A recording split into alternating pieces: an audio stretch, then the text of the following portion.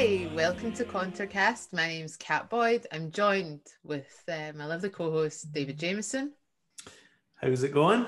How's it going? It's going fine. I've got major lockdown fatigue, major coronavirus fatigue. Well, we were saying before we came on here that it's officially sort of my last week at work. Though I reckon I'm gonna be keeping going, but I'm trying to get everything done that I've not gotten done up until this point. So I've got a major work fatigue before I'm trying to sort of purge it all out and I can have a good long holiday break. But inevitably, it's gonna bleed over. What you're going to do is you're going to do all that work so you get a break, and then you're just going to find yourself still sitting in your house, still looking at a computer, still on Twitter. Yeah. Still having arguments with people. Yeah. Because it is the season for those arguments because, of course, brexmas. Brexmas? Does that... I think people were saying that last year, in one of the many false dawns of Brexit. Brexmas Part 2, because there is... going to arrive either a deal or no deal, though as of today, it's looking very much like a deal. All the signals are coming from Ursula von der Leyen and so on that they're reaching a deal. Though actually, as I've said throughout, this is the more likely scenario. It's not certain, 100%, never has been, but it's always been the most likely scenario. Very interestingly, what I'm hearing on the approaches to a Brexit deal is that the deal is now back where it was weeks ago, because contrary to what you might have had in the kind of liberal press in Britain, it's been the EU Commission which has been introducing new measures, new clauses, basically, that has upset the British government. So because you kind of get this view in Britain that it's all about Boris Johnson and what he's doing and so on. Actually, for the last couple of weeks, he's been reacting to new offensives, as it were, by the EU Commission. So the deal is now closer to the one that they were close to agreeing weeks ago. But this is just this is how it works. I mean, if anyone remembers the 2015 Grexit threat, it all went right up to the wire, to the very last minute. And then right, in the middle of the night, when everyone's exhausted, some kind of deal is arrived at. And that's just the way that negotiations with these organisations work. I mean, Brexit feels like a lifetime ago. Grexit. It's so common now to forget that the word Brexit comes from Grexit. Yeah.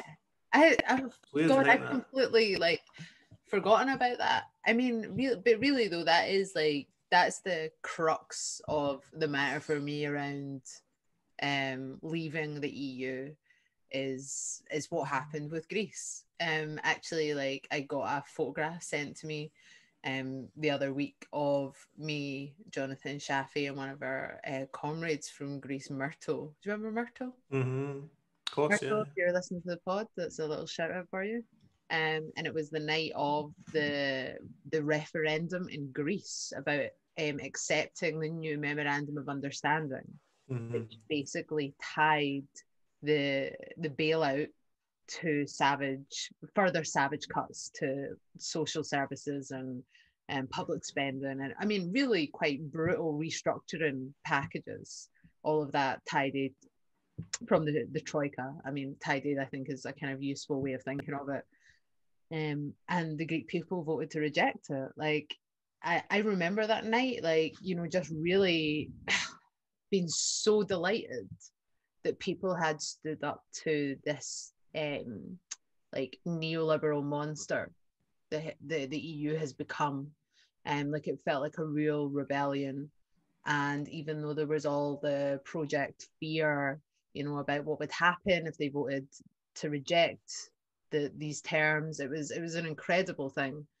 Obviously after that, things really, really didn't go very well, and Syriza have been one of the great tragedies, I think, of the modern left.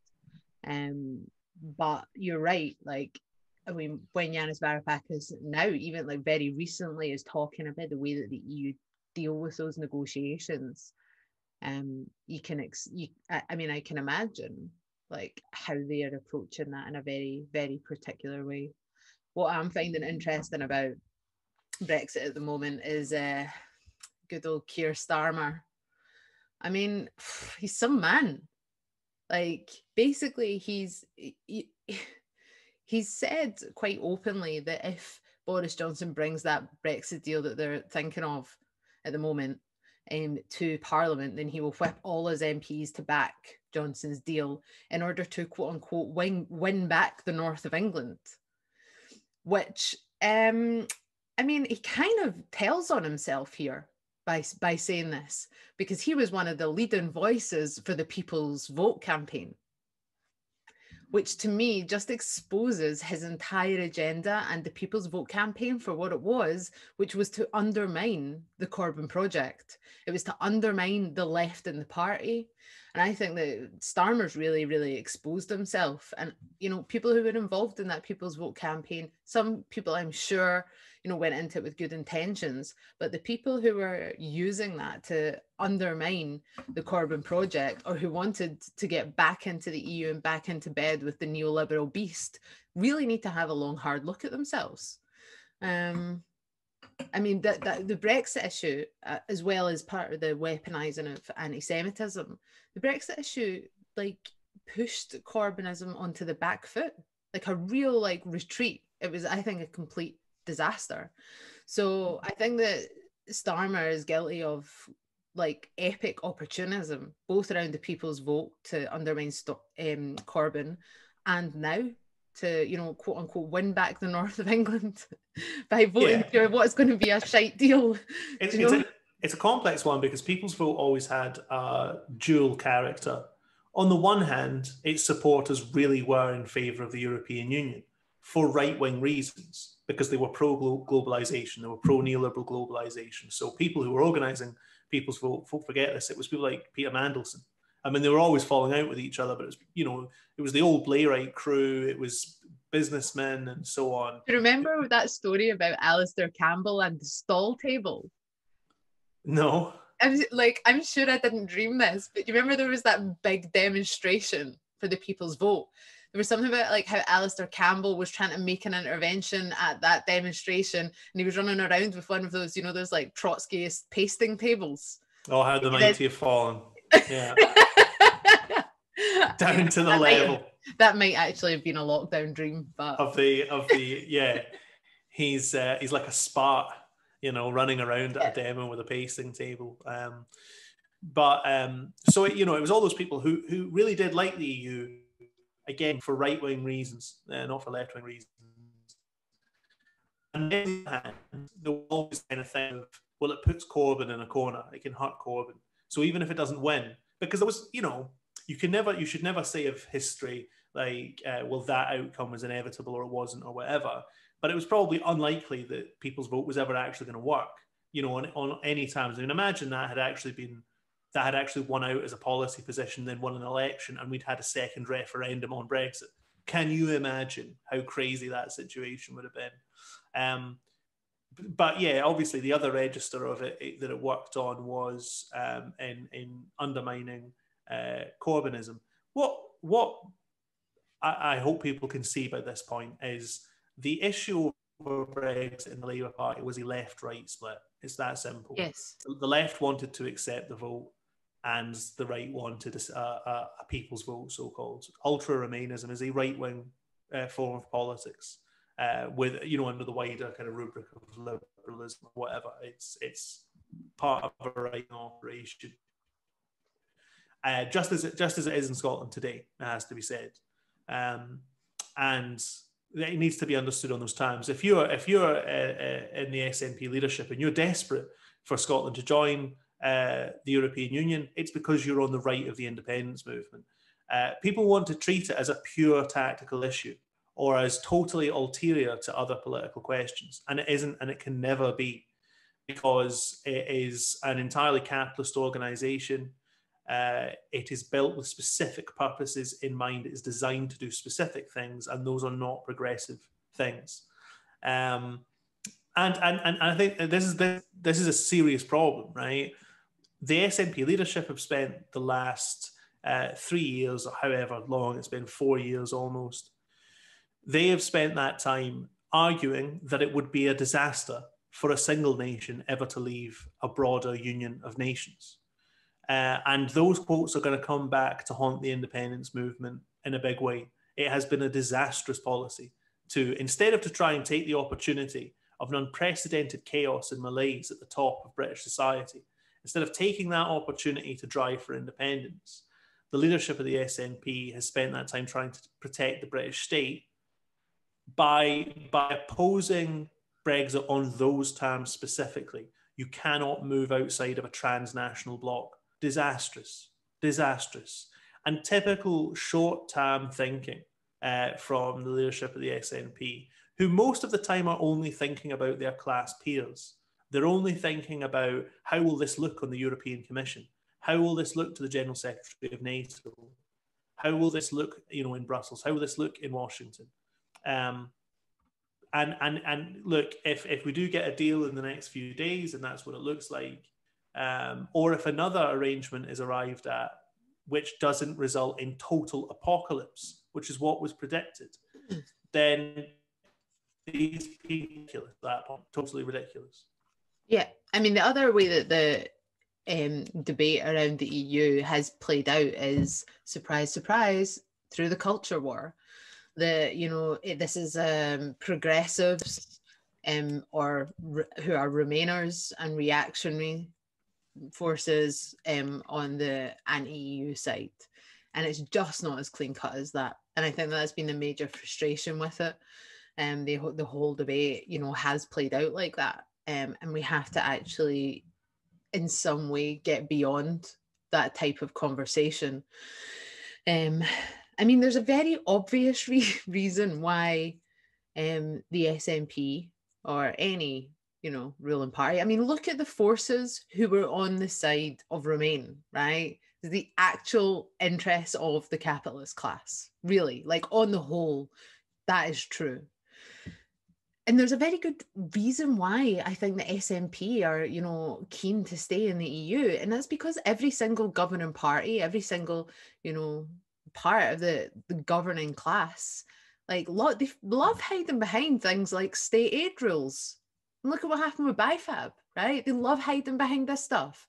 And nobody is actually we don't have the vehicle to be able to articulate a socialist position on what a deal could look like or what the advantages might be of not being in the European Union, because you would actually be making a concerted challenge to neoliberalism in that case. And that's not the type of political party that we have leading Scotland. And this is what it comes down to. And it's not a sectarian approach to the SNP. It's not just, flinging mud. This is actually an ideological question. And people should ask themselves, why would a party, be so enthusiastic about the EU when it actually, in an independent Scotland, it would remove sovereignty from the people of Scotland and their elected government? That's what I find completely astounding. It violates popular sovereignty.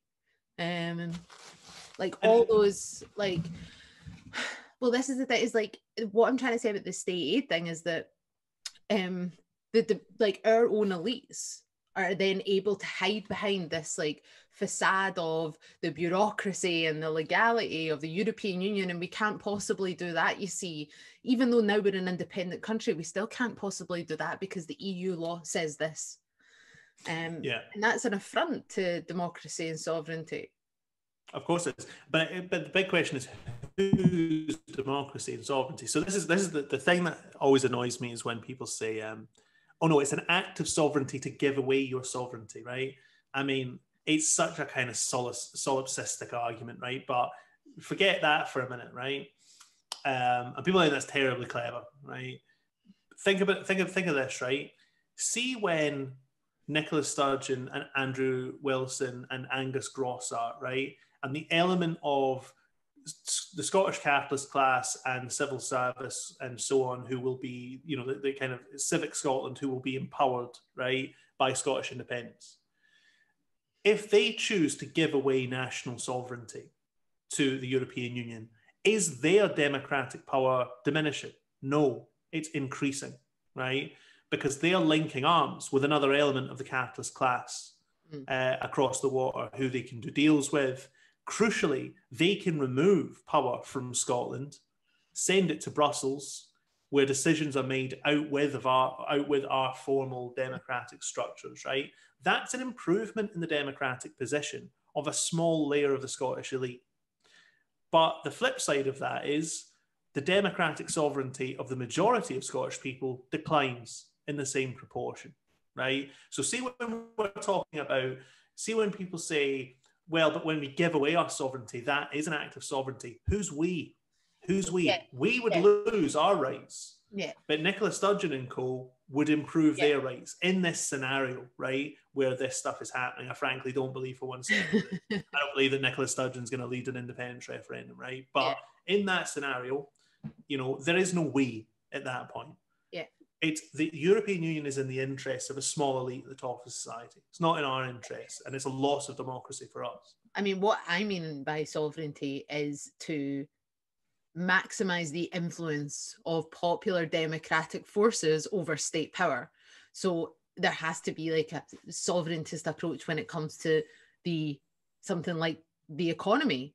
Like the way our economy is run has to be subject to the democratic scrutiny of the Scottish people. Do you know what I mean? Like not subject to the rules and regulations around the EU Stability and Growth Pact, like which removes all sense of democratic economic control. And it is like it's the very essence of neoliberalism. So that's like what I mean, like when I'm talking about sovereignty, is the like popular democratic forces over state power. Yeah, I mean, even as this debate is going on, as the last few days of you know, Brexit, you know, deal negotiations, I mean, going on, the European Commission went and told the Spanish government, right, which is made up of a centre-left, of the PSOE centre-left party and Podemos, went and made an ultimatum to them that they had to reduce pensions. They said reform the pension system. That's what they mean. Stop paying your old people so much because it's unsustainable, right? And they said, do that or you're not getting the emergency aid that we set up for the, you know, COVID and the crisis and so on, right? So they're holding a gun to the head of a centre-left government once again and saying, you need to cut public services. You need to reduce the stock of wealth that is going towards your working class population. You know, there's a desperate need in this country for more information, for people to understand what the European Union is actually there for. People talk a lot about how the right-wing tabloids mispresented the European Union, and they did. But so did the Guardian, so did the Independent, you know, so did the you know, the kind of liberal broadsheets in the BBC. The BBC doesn't have any reports about the thousands of measures of this kind that have been rolled out across Europe in the last 20 years. They haven't carried any news reports on this kind of stuff. I remember their coverage of Greece. They weren't talking about how Greece, the Troika, sabotaged Greece's economy to bring it to its knees. You know, there's a need to go beyond the really, really simplistic ideas that have built up around this question. But in any case, in Scotland, we're now entering, I think, a different phase. If a deal is agreed, right, what does that actually look like? Because there's also this idea of like, well, we're going to be outside of the European Union, and it's almost like there's going to be no European Union at that point. We're just going to be in Fortress Britain or something, right? The British state is going to organise with the EU a series of mutual institutions, organisations, meeting places and times on a yearly basis where they meet up and discuss mutual relationships. There's going to be a new institutional stuff to the relationship between the British state and the European Union Commission, right? Now, that means there's going to be a new political settlement. And guess who's not going to be involved in that new political settlement? The Scottish independence movement, right? Yeah. We are the wrong people, right? Ursula von der Leyen and Boris Johnson are the same people. They're the same class. They're the same club. We are not in that club, right? We don't get a say. And by the way, that's not, people seem to think that this is about England, right? There's going to be European Union discussions and deals and so on. We're going to have deals with the European Union that draws in every area of the Scottish economy, right? So they're now going to have access to the Scottish economy through whatever new institutional arrangements and deals and so on are arrived at, right? So they're going over our heads. It's like the Scottish independence movement isn't Scotland, isn't the Scottish capitalist class. They're going way over our heads and dealing with Scotland anyway. Like, we need to get our heads around that, the fundamental institutional questions of our political system.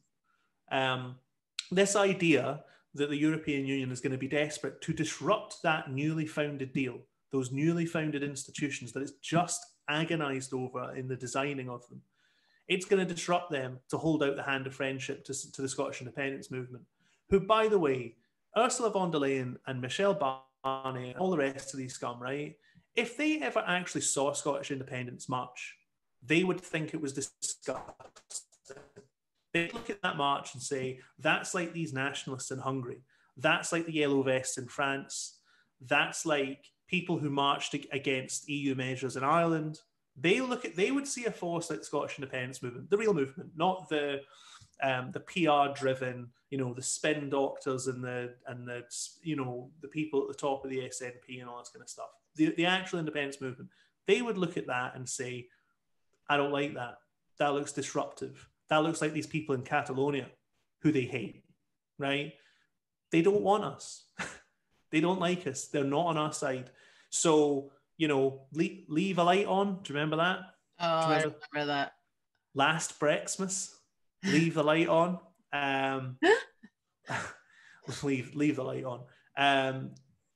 Forget all that stuff. They're not our team, and they're never going to be. And if a deal is arrived at in the next few days, that will become abruptly clear.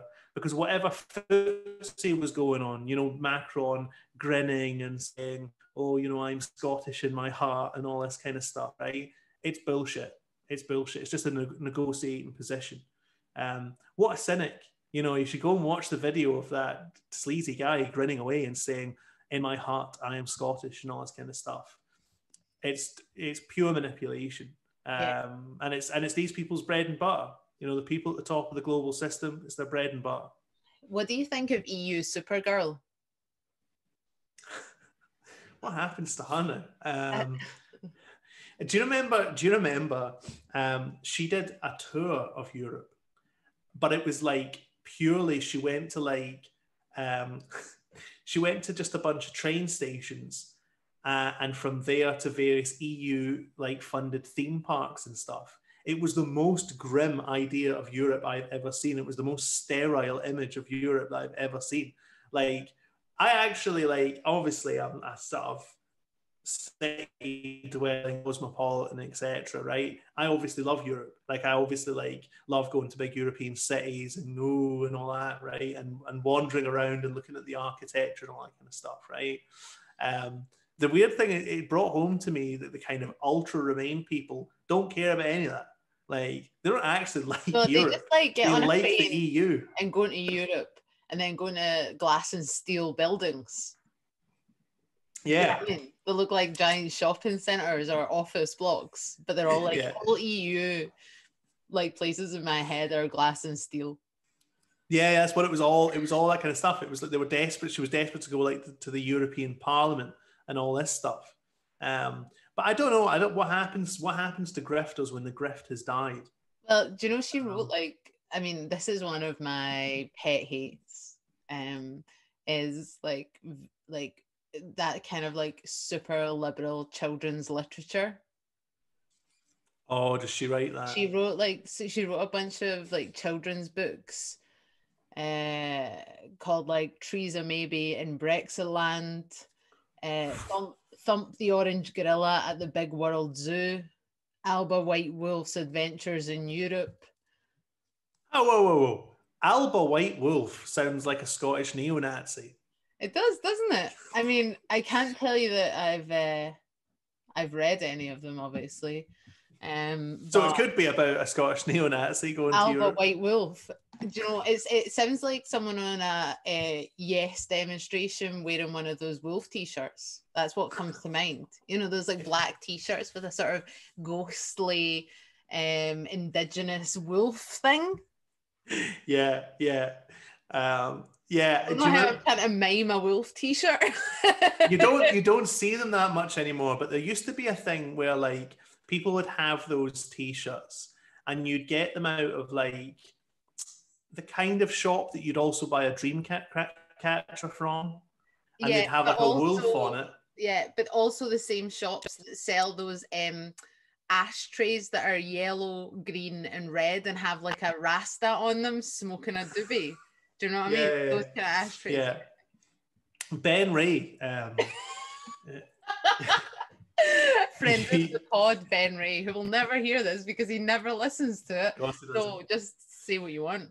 He used to have a t-shirt that had a whale and a dolphin on it in that style, and they were sort of flying through space. And the words on it said, "In spirit, we are the same." It's a grown man wearing this. That should be the Boris Ursula t-shirt. In spirit, we are the same. We need to get a graphic on the go. Johnson and Ursula von der Leyen floating through the Milky Way with, in spirit, we are the same. Yeah. I'm going to make that. I got Photoshop quite recently and I'm a bit addicted to it. So I'm going to get that on the go.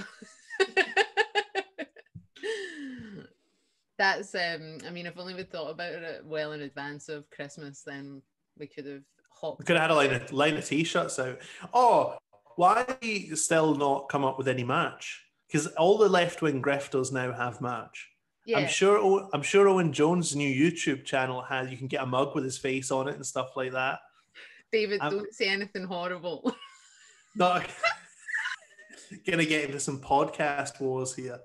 Pod wars. No, but we should have merch, I think. Yeah. Well, we might get around to that in the new year. But do you remember on the last pod we were like, "Oh, we'll do 4 episodes before Christmas." Oh yeah. And then we record for like 3 weeks. If we can't even get round to fulfilling our quota, then probably not time to think about the old mugs and pens and so on. I don't know. I do want like your face on a t-shirt saying something like "I heart Europe" or something. I don't know yet. Yeah, we'll test for demand. So the Brexmas saga continues. What else were we going to talk about? The SNP, the crisis in the SNP, because that's what else has happened since we last recorded the podcast, is the SNP conference and the backlash against the SNP leadership. Yeah. So the thing that I've always thought about in the last couple of years in the independence movement, more and more people involved in this sort of grassroots of the movement have become increasingly disenchanted with the leadership of the SNP. While this has been going on, the prestige of the SNP leadership in the wider public has continually increased. And people have always said, people arguing in bad faith, in my view, have always said, why is this happening? You know, as though it shows how obviously irrational this is, that the movement itself is becoming more and more disputatious towards the leadership at just the time when the leadership is becoming more and more hegemonic in the wider country. But I think that question deserves to be asked seriously. Like, I think if we're serious about social movements, we need to say, well, yes, why? And the answer from a lot of people arguing in bad faith is, I don't know, just that people have gone crazy or something. People have gammonitis, right? And they've decided that they are they're going to go crazy, like anti-vaxxers or something, who we'll get onto later. People have just gone completely stark crazy. And, you know, this shows the ugly underside, the ugly kind of underbelly of the independence movement, that it has this potential for a kind of dangerous, populist kind of ethos, right? I think that's an explanation that says more about the people who make that argument than it does about anyone in the independence movement itself. That kind of pathologization, right, that we've seen a lot of in recent years. I mean, in all of the major movements of the last few years, you've had, even in something that was very left-wing, you know, on the ground, like Corbynism, for example, you know, people said, oh, all these subcultural cranks are coming in and they are, you know, spewing vile hate and all this sort of stuff. The independence movement was always a populist movement. The fact that a small element of the independence movement tried to reimagine it as a kind of uber-liberal, cosmopolitan, technocratic movement in society has never changed that, right? People just started to ignore what the real demands and the real character of the movement is. And I'm not using populist and scare quotes here. I'm just talking about the scale and form and content of the movement as it existed in 2014, the sorts of demands it made for representation in a society where democratic representation has become extremely hollowed out, the sorts of frustrations that it expressed about the world.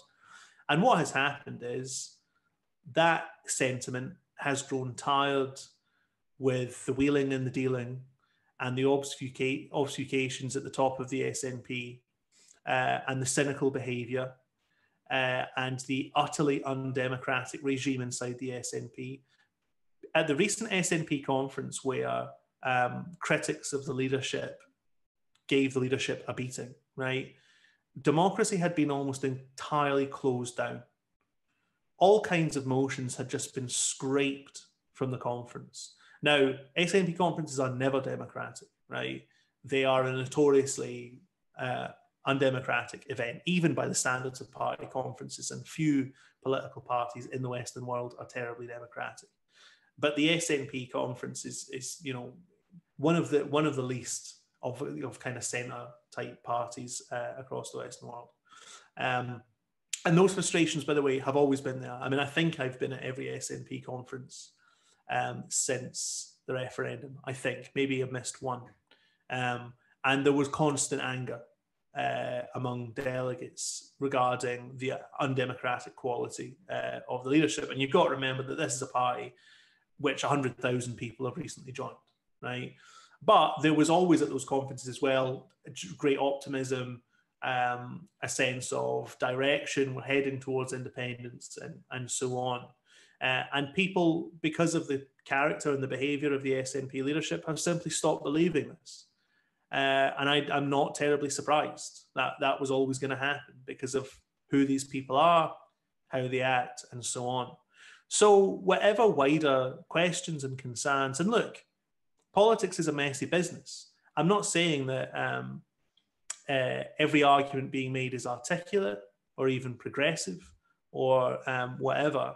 I am just saying that this breakdown was going to come, and it will get worse. Like it will get more tumultuous if the SNP leadership continues to delay and you know and continues to be dishonest with the movement about the challenges that we face, which, by the way, I'll just say this lastly, are even more extreme than most of the SNP leadership's critics understand.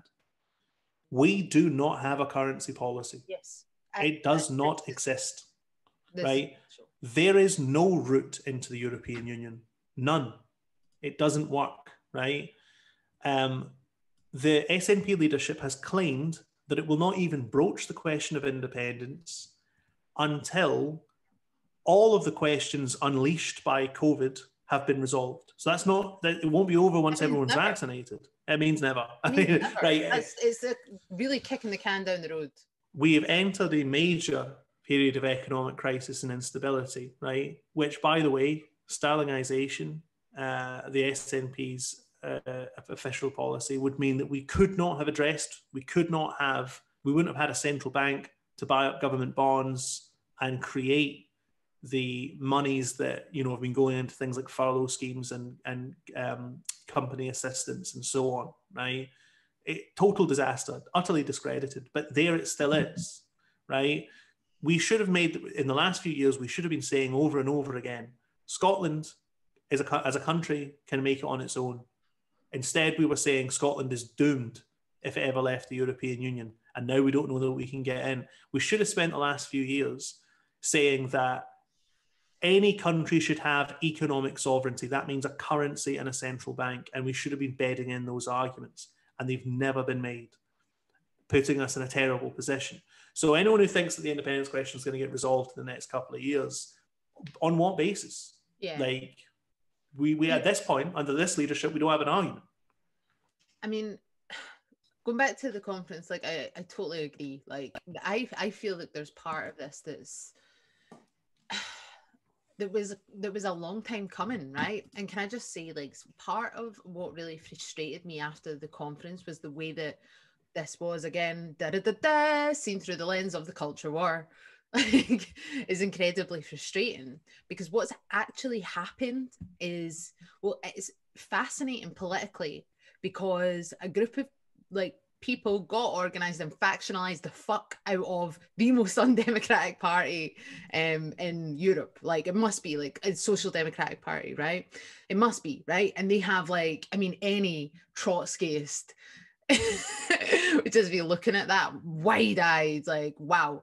So they managed to get organized and actually, like, win this leadership, right? Which I think is impressive in itself, and I think it shows the strength of the feeling, because there was a kind of like, this was necessary. I think those types of conflicts are necessary sometimes.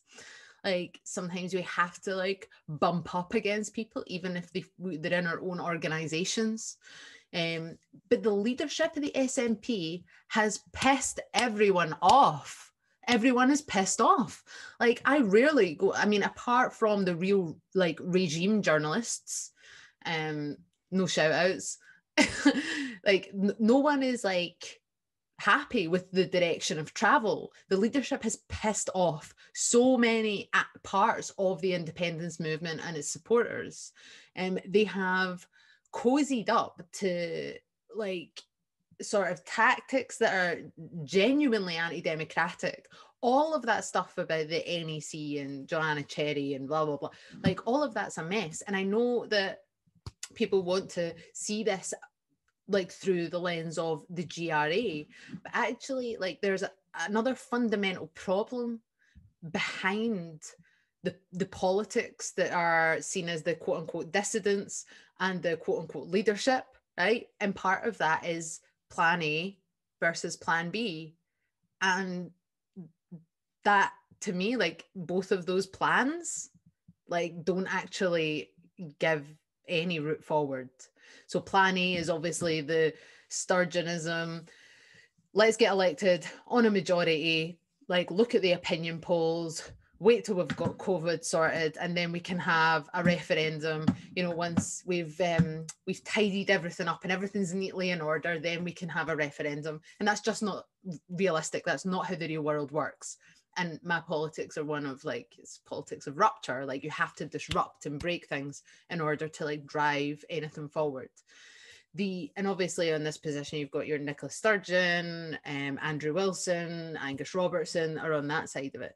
The people on the other side of this, the plan B, I mean, plan B is supposed to not exist, and no one's really supposed to talk about it because the leadership managed to keep it off the agenda, and there was no real, like, people tried to maneuver it into the debate at conference. But the problem, like, plan B, I mean, as far as I understand, there's part of plan B which is about, like, you know, preparing an alternative strategy that includes a legal action. You know, the Scottish government doesn't actually need Westminster to call another referendum. I'm sorry, but, like, as a sovereigntist, like, and I'm someone who's interested in, like, popular democracy, if we start to turn to the courts to give us our right to self-determination, then I think that we're setting up on the wrong foot. Like, we have to be looking at extra parliamentary actions, mass actions, civil disobedience, holding a referendum without consent. Like, that has to be in the armory. And I just feel that a lot of the options are becoming like options of the elite. So you've either got the really tidy and neat, let's wait and see what the opinion polls are, and let's do some parliamentary manoeuvring and see what the Tories will give us, and that kind of like real professional stuff. Then you've got the let's go through the courts route. What's to stop the Tories just changing the bloody law? Like, they've got a majority, they'll just change the law. That's what will happen, and it will be a good news story, but the bureaucracy of it all will just suck all the energy out of it entirely. What we need is a movement on the streets that's prepared to take action, and actual leadership that's going to say, we're going to hold the referendum whether Westminster recognises it as such or not.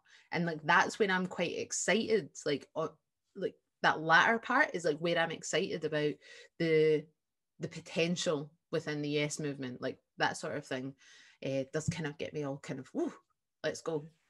This is the thing, that stuff needs to be in the arsenal, but it also needs to be, we need to be psychologically prepared for it, right? Like, a lot of people in the independence movement right now, understandably, they've only got one model for what Scottish independence might look like, which is a rerun of 2012 to 2014, except that we win, right? Now, that, for so many reasons, including ones connected to Brexit, that's an unlikely scenario, I'd say, at this point. Certainly, at least if we were to get an agreed referendum with Westminster, right, if we were ever even to get ourselves into that position, we would need a much more powerful street-level movement. We'd need to be talking about civil disobedience. We'd need to make it clear that it would be an enormous embarrassment for the government to refuse a very basic democratic right to self-determination, right? The SNP leadership have none of this stuff in mind, none whatsoever. And that's perhaps equal parts naivety, historical naivety. Like, I'll be honest, I think that a lot of the leading elements inside the SNP are quite historically ignorant. I think that they're not really very conscious on a sort of programmatic level. They don't think about big politics. I think they think about politics in a very day-to-day, very mundane sort of way. I don't think there's a great deal of panache there. I don't think that you've got a Nigel Farage in the SNP leadership, let's put it like that, like someone who's actually prepared to like break the rules and be aggressive and assertive and dynamic in the way that they approach their goal of a major constitutional change. But it's also because these people are fundamentally conservative, right? And that runs through the whole politics like a red thread. That's why they don't want to talk to the mass movement. That's why they want to keep it at arm's length. That's why they want the independence movement to be a series of conversations with people like Ursula von der Leyen. That's what they want the independence movement to be, and it's never going to be that. That, you know, there's a reason why there's a reason why Catalonia doesn't look like that. So yeah, I agree with that. The one last thing I would say about the SNP is it became a sort of controversy in the culture war, as you say, is, you know what? If people were looking closely, they would see that it doesn't break down very easily that way. So but I refer back to this because we were some of the first to call it, right? We called on this podcast that Alan Smith was trying to maneuver his way towards the other side of the other faction, right? Yeah. By leaking a statement that there was too much equality stuff going on in the SNP. Totally. We did call that one. And we need to get back to independence, right? And after that leak came out, he then decided to write an article on exactly the same lines in the National, right? He knew what was coming. He knew that they were in trouble because of the discontent that they had sown widely throughout the membership. So when he got packed out, basically his opponents didn't listen. They were like, they spun his overtures and were like, we're getting rid of you. We don't trust you, right? And they did. They got rid of him. And then he wrote another article in the National where he's... Wonderful article. The most wonderful article. Fascinating piece. Loved it. Loved it. Yeah. Entitled so you've beaten me, now what? Or something like that. Yeah. Congratulations, you've beaten me. Yeah. Now what are you going to do? And their attitude is these people are all incompetent and all this kind of stuff, right? So, and it should be said, by the way, because much of that article was factions are bad, I'm against factions. This is another thing he had out before the conference when it became clear to him that he couldn't become a sort of like Mr. Macho Independence, I don't give a shit about equalities, right? When that didn't work, he put another article saying external organizations should not be setting up factions inside the SNP. And he's obviously talking about Commonweal, right? And I was like, what do you call Charlotte Street Partners? Like, what do you call that? You got them to write your policies for you. You've set up all these external like junkets of like Scottish establishment figures for the, you know, to sell off Scotland's national assets. So don't talk about like foreign interference in the SNP. And also the leadership is a faction, right? It has behaved as a faction for years and years. There's a longer backstory here, by the way, which is that for quite a long time, the SNP leadership operated a bit like a sort of a revolutionary cell. This is what people say about it, right? But that was when it was an insurgency breaking into Scottish politics as outsiders, right? What the SNP now is, at the top of that party, there are 3 or 4 individuals, right? Sturgeon, Peter Murrell, John Swinney. I mean, that's the hard sort of kernel of the organisation, and they behave like a faction, right? And they're factionalized against their own membership. But don't assume that everyone on the side of that faction is some sort of like socially liberal or progressive or something like that, right? They'll turn on a dime, right?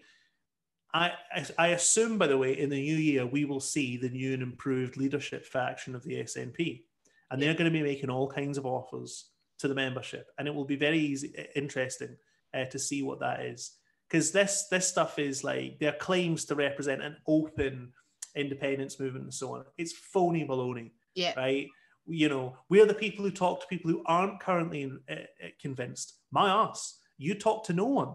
The only people you talk to are other rich people. You're not proselytizing independence across the country, right? And look, you know, people say, oh, but the polls are so good for the SNP, and that's all very true, right? If they didn't have the independence issue, they'd be as dead as Scottish Labour, because they are Scottish Labour, right? They're New Labour, right? But with independence. And if you take the national question out of it, the entire coalition collapses. So before anyone says, you get some commentators who think that Nicola Sturgeon is manna from heaven, and it's just a shame that she's like a gold queen sitting upon a massive throne of shit, right? Which is the independence movement. No. If that throne's not there, she ain't there. And you're going to see that in the new year. They're going to be saying, we're making promises on independence again. I reckon they're going to move the policy positions to the left. They do that probably in the run-up to an election. But as a response to the internal fallout, I'd expect to see all kinds of stuff along those lines. So, yeah, I mean, it's been interesting. I mean, one of the things that's happened in the last year, because people couldn't go out in March, is they organised. So, like, you've had Yes Alba being set up. Interesting, the same thing's going on in Wales with Yes Cymru.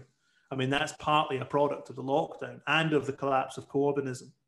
The fact that left-wing energies have moved into the independence movement. We had a good interview with a guy, Seb Cook, is up on our YouTube account if you want to go and look at that.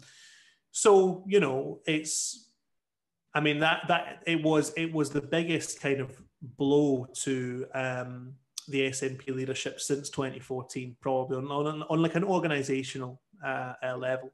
And interestingly, the one last thing I'd say about it is how much it caught people off guard, particularly people whose job it is to be political journalists.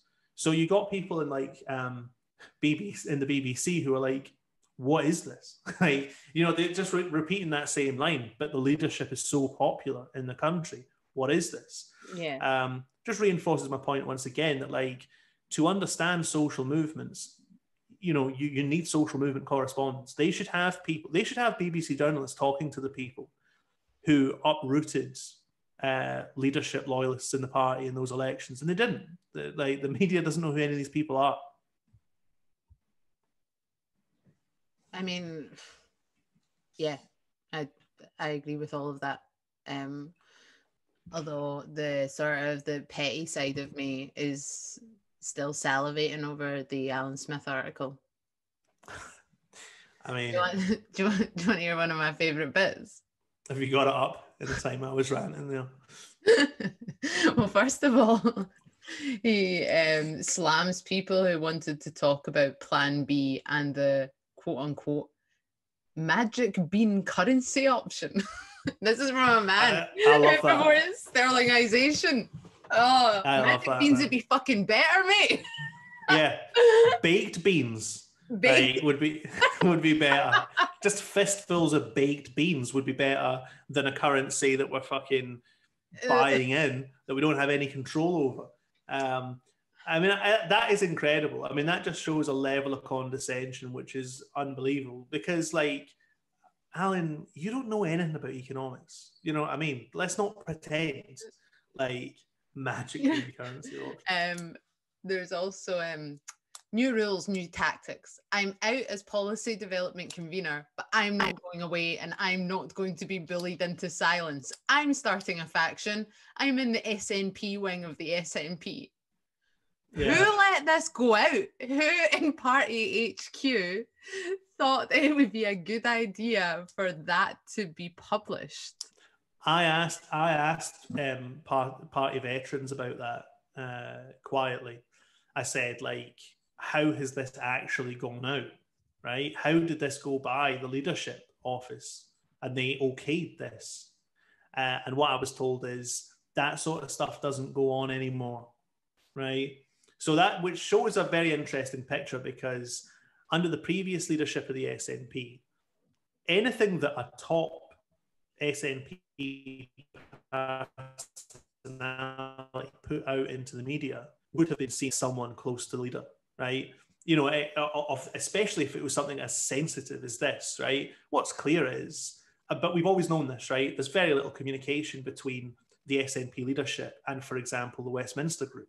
In fact, there's basically no, you know, I mean, there's no communication, there's no strategy. That's why that SNP Westminster group is just kicking around down there, not really doing anything, right?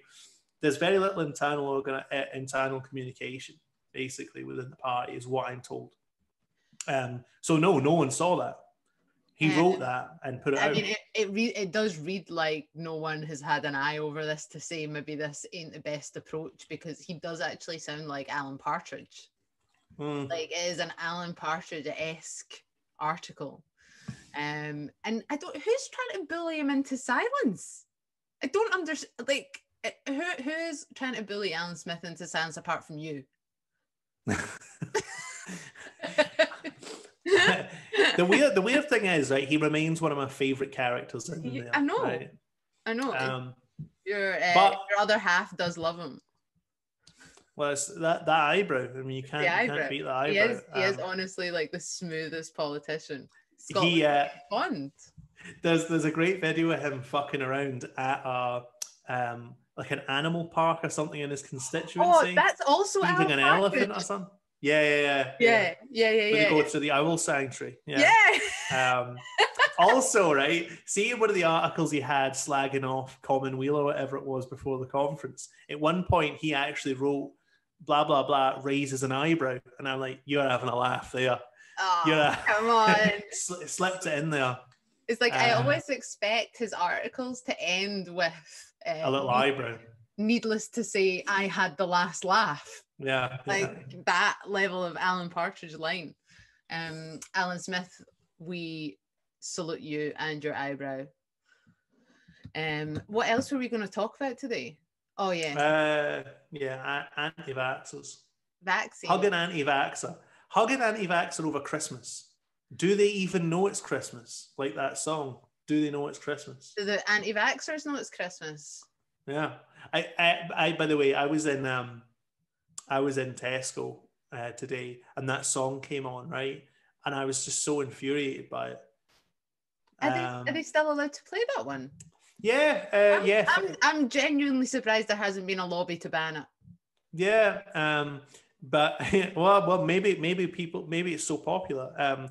So for all of my life, I've been getting asked a question roughly once a year, but several times, in a month. Do they know it's Christmas in Africa? I'm pretty sure the answer to that question is yes. I mean, I don't know. There are different religions in Africa, but I think most Africans know. But I was suddenly infuriated by being asked that question over and over again. That is a hilarious song. I mean, I can't believe it's still going out. My favorite lines include "Where nothing ever grows." No rain or rivers flow. No rain or rivers. There's no rain in Africa and no rivers. There isn't famously huge rivers in Africa like the Nile. No. There are no rivers. No. That's just, you're imagining that. Yeah. There are no rivers in Africa, and that's why there's no food. None at all. Also, the greatest gift they'll get this year is life. It's it's awful. It's sick. So it is totally sick, and it's like, it reminds me of that other thing that people say, which is like first world problems. I'm like, what are you trying to tell me? Someone in Africa doesn't sometimes get pissed off they can't get fucking hummus at the supermarket? You know what I mean? But also, there won't be snow in Africa this winter. I like There's that one. No snow, no rivers. Oh, shit. Right. It's shit. Get out of it. Yeah. Why would you want to live on a continent where there's no snow? It's fucking terrible. Christmas. No Christmas. And I love that bit. Everyone loves that bit where, what's his name? Bono. Where Bono goes, it's really emotional. He's like, thank God it's them. It's like, what? Yeah, thank God it's them that's dying. So please give generously. It's a real masterpiece. Every line in that is offensive. Every single line. It came from a different time. It was a different time. It was simpler times. Yeah. I think it was Christmas #1, just maybe the year I was born. I don't know. I was born in 85. Maybe it was like round about that time. So it must have been playing every Christmas that I've been alive. I've been listening to that. Yeah, it's like, it's the same way that millennials only understand the world in terms of crisis. So our whole like political outlook and the way that we see the world is determined by all the various crises. So economics, the dot-com bubble, 2008, like now where we are, do you know what I mean? We're just crisis. But to add to that crisis and just to make us weep a little more into our olives, sourdough and hummus is that song every single year for our whole lives. I just also like, Africa has changed enormously since that song was first put out. Like, there are now parts of Africa which, like, I mean, the urbanization of Africa has exploded, right? I'm not saying that, the next version has to talk about, China's investment of capital into, African industrial investment. Just stick some like sleigh bells on top of that, and that's a goer. Yeah, just a lecture about urban development in Africa, but we're still playing this song, Ritualistic. I mean, it's supposed to be a charity single, but we're still playing it every single year to remind ourselves of these bizarre ideas about what's going on in Africa. But the version that I was listening to was the really shit one that they redid like 10 years ago. So it's got all these artists in it who are like 10 or 12 years ago that I'd completely forgotten existed. And I'm listening to it thinking, who was that again? And one of them was like, I think Joss Stone is in it, who I'd completely forgotten about. Kat has a look on her face that suggests she has no idea who Joss Stone is. Loser. She's like the biggest thing ever. Also, the guy from that band, that guitar, that kind of like cock rock band who were a bit jokey. I Believe in a Thing Called Love. The Darkness. The Darkness. He's in it. Also, there is a rapper. Can't remember who. Could be Tiny Temper. Tiny Temper. This obviously British music had diversified from 1985 or whenever it came out. So yeah, it was a really it was kind of shit new version. New because I say new because it was on when I was like a teenager. So anyway, I don't know how I got onto that segue from the. I know. It's been a long day. The vaccines. But I mean, so we've been doing an hour, so maybe we should. But the only thing I want to say about this is, right, do you remember when lockdown happened, and rather than complain that the government had completely, cocked up the pandemic, called lockdown too late probably, and etc., people just started saying, look at this freak who's out jogging for the second time today and has not accepted lockdown. Yeah. And then when we started to introduce masks, also done very haphazardly, by the way, not issued by the state, people had to go out and source these things and buy them off eBay and all that kind of stuff, right? Once masks came in, there were all kinds of photographs on social media of people not wearing a mask in a shop, right? Now, once again, once the vaccines start getting rolled out, we're not going to say, well, it's a scandal that vaccines aren't coming out fast enough. It's a scandal that they're not going to this or that group of frontline workers, nurses or teachers or whatever, right? No. We're going to say, look at this freak who has refused to take a vaccine because they believe in a conspiracy theory about it or whatever. And by the way, the numbers of people who didn't abide by lockdown were pretty small for that whole period. The numbers of people who refused to wear a mask under any circumstances, very small. In Britain, I think it's a bit more of a phenomenon in the United States. The number of people who refuse to take that vaccine, I reckon, will be even smaller. I think it will be. It'll be very, very small. But it won't stop a huge amount of... Of course, I understand why people are a bit funny about it. Do you know what I mean? Like, I don't think that everyone who is like nervous about the vaccine is like some kind of crazed anti-vaxxer, QAnon, Pizzagate type person. Like, I think some people are like, okay, so a vaccine takes 10 years usually to develop.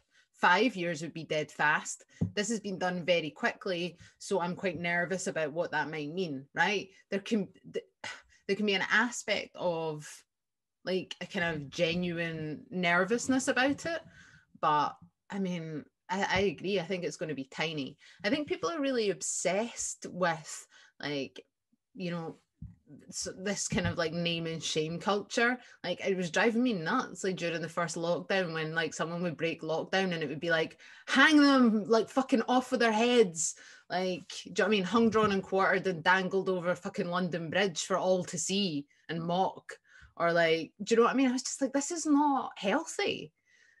Like, we're not like, I mean, all the stuff about like the cronyism that's gone on, the amount of money that's gone to private companies connected to the Tory party, all of that should be the focus of people's ire, not like some poor dad that's cutting about a supermarket that doesn't know how to wear a mask. Like, I always like the one of like people being really angry at old people who only put the masks over their mouths. That's what I'm thinking of. Like, I think I just feel sorry for them. That's just really, it's really sad. Right? They just don't get it. I mean, yeah, imagine I don't want to think about how it must be to be an old person just now. It must be absolutely brutal. Nah, it must be pretty miserable. But the other thing, so in connection to this, right, is just that this is the other thing. See, I've noticed in my peripheral vision in the last few days, there's been some torrid argument about what people can and cannot do on Christmas Day. And I just, my only thing I want to say about this is like, I don't have a clue what the rules are anymore, so I can't follow the argument. And I reckon that's true of 99% of people. Yeah, I think the rules around Christmas are changing, but it's okay because Santa can't catch coronavirus. This is very true. So Santa can still come, and I'm really excited about that. Great stuff. I really need to pee. Yeah. We need to wrap this up as a matter of urgency because I'm on a mad diet, you see, and part of the mad diet is drinking tons and tons and tons of water. Right. So what do we say to wrap this up? We'll just say goodbye. Yeah. Okay.